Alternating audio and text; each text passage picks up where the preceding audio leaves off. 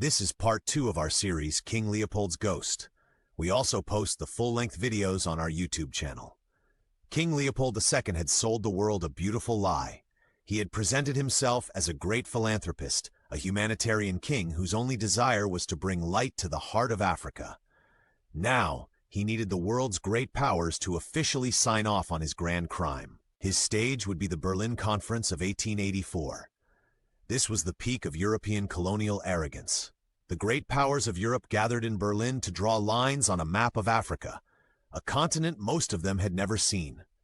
They carved up kingdoms, divided ethnic groups, and traded territories as if they were playing a board game. The millions of people who actually lived on that land were never consulted.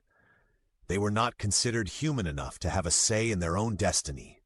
Into this den of imperial greed walked King Leopold's representatives, armed not with guns, but with promises.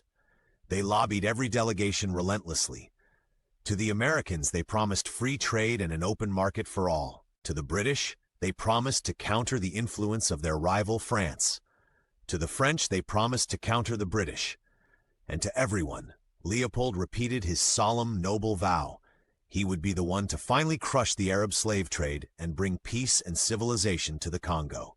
It was a masterful performance of deception.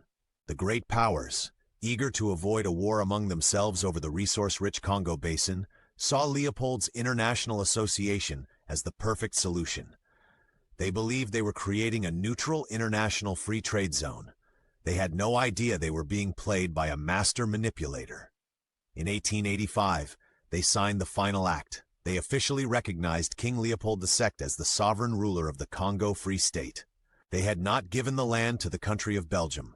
They had given it to one man as his own personal property. With the stroke of a pen in a cold European city, they signed away the lives and the freedom of millions of Congolese people.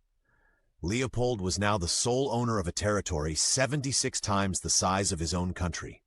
He was the absolute ruler of a private kingdom, accountable to no one.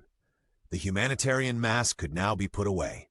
His first order of business was to create an army to enforce his will, an army that would become infamous for its brutality. To learn about the creation of the horrific Force Publique and how Leopold used it to turn the Congo into a massive slave state, follow for part 3, and subscribe to History and Beyond.